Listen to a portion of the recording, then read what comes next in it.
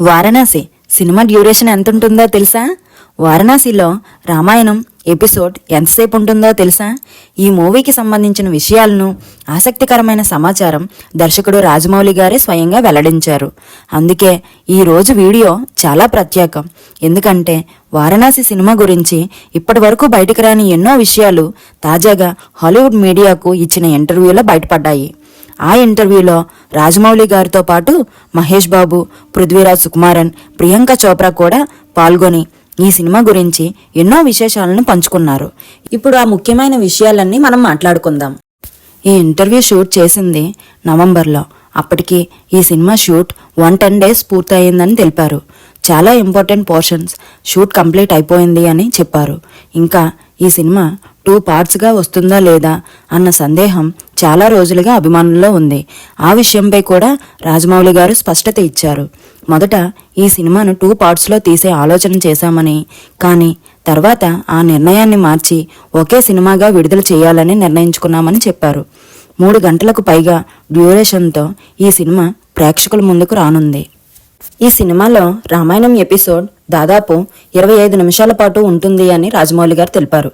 మగధీరాలో flash back episode and Baahubali cinema లాంటి periodic ని అత్యద్భుతంగా తెరకెక్కించిన ఆయన ఇప్పుడు పురాణాలను అంతకు మించి ఎలా చూపిస్తారో చూడాలి. మరి ఇది ఒక action, adventure, time travel, mythology వంటి ఎన్నో అంశాలు కలిపి ఒక కంప్లీట్ ఫిల్మ్ని మన ముందుకి తీసుకురాబోతున్నారు. ఈ సినిమాలో టైం ట్రావెల్ కాన్సెప్ట్ కూడా ఉండబోతుంది. 7000 BC నుండి 2027కి ట్రావెల్ చేస్తాడంట రుద్ర క్యారెక్టర్. అలా టైం ట్రావెల్కి ఏం లాజిక్ వాడారో, ఏ టెక్నాలజీ చూపించారో చూడాలి.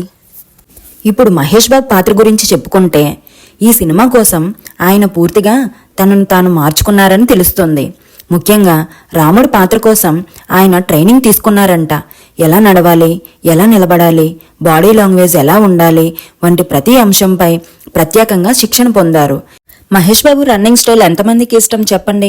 కానీ ఈ సినిమాలో ఆయన రన్నింగ్ స్టైల్ కంప్లీట్గా మార్చేశారంట. కేవలం 2 షాట్ల కోసం 6 నెలల పాటు షూట్ చేశారంట. ఒకరోజు షూటింగ్లో 94 takes తీసుకున్నారంట.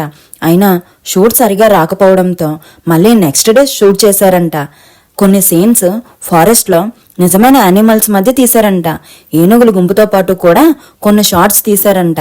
అందుకే మూవీ షూటింగ్ లేట్ అవుతుంది అని చెప్పారు. మూవీ ఫస్ట్ షాట్ షూటింగ్ టైంలో టెన్షన్ పడ్డారంట మహేష్ బాబు గారు, ఎలా వస్తుందో అని. కానీ ఆ షాట్ పూర్తయ్యాక తను తీసుకున్న ట్రైనింగ్ వృధా కాలేదని అనిపించిందని మహేష్ బాబు తెలిపారు.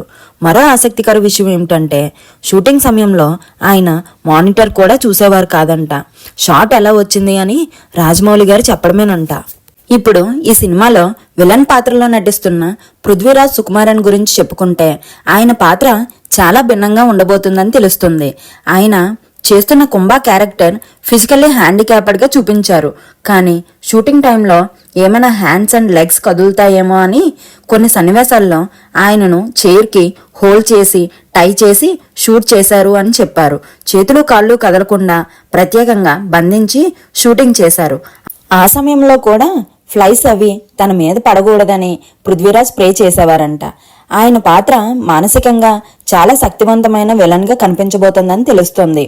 రాజమౌళి గారు ప్రతి సన్నివేశాన్ని పూర్తిగా పరిపూర్ణంగా వచ్చే వరకు ఆపకుండా చిత్రీకరిస్తారని పృథ్వీరాజ్ తెలిపారు.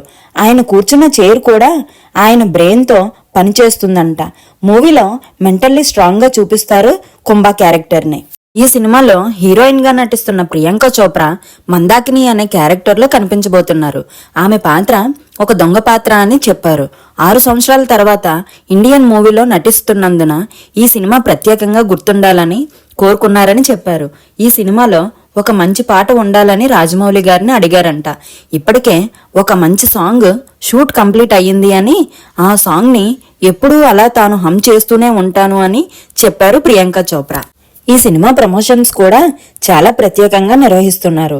1 year ముందు నుంచే ప్రమోషన్స్ స్టార్ట్ చేశారు. అది కూడా హాలీవుడ్ నుంచి. మూవీ టీం కూడా ఎంతవరకు చెప్పాలో అంతే చెప్పారు. మూవీ గురించి తెలిసిందేగా మన రాజమౌళి గారి గురించి. ఎంత చెప్పాలో అంతవరకు చెప్పనిస్తారు. అలా కంట్రోల్ చేస్తారు టీంని. ఒకే ఇంటర్వ్యూతో సోషల్ మీడియాలో భారీ చర్చ మొదలైంది వారణాసి గురించి. మొత్తం సోషల్ మీడియాని, మూవీ లవర్స్ని షేక్ చేసింది ఆ ఇంటర్వ్యూ. ఫైనల్గా చెప్పాలంటే వారణాసి సినిమా కేవలం ఒక సినిమా మాత్రమే కాదు, ఒక భారీ సినీ అనుభవంగా రూపొందుతుంది. భారతీయ సంస్కృతి, మైథాలజీ, చాలా టెక్నికల్ ఆస్పెక్ట్స్, రూటెడ్ ఎమోషన్స్ అన్నీ కలిపి ప్రపంచ స్థాయిలో నిలిచే సినిమా అవుతుందని చెప్పవచ్చు. 3 గంటలకు పైగా డ్యూరేషన్, రామాయణం ఎపిసోడ్, యానిమల్స్తో షూటింగ్ ఇలా ఈ సినిమాపై అంచనాలను మరింత పెంచుతున్నాయి. ఈ సినిమా రిలీజ్ అయ్యాక ఇండియన్ సినిమా గురించి మాట్లాడుకునేటప్పుడు వారణాసి కంపల్సరీ రిఫరెన్స్ అవుతుంది. మరి ఇదండి వారణాసి గురించి మనకి తెలిసిన విశేషాలు. మరిన్ని మూవీ అప్డేట్స్ కోసం మా బాబాయ్ అబ్బాయి ముచ్చట్లు ఛానల్ని తప్పకుండా ఫాలో అవ్వండి.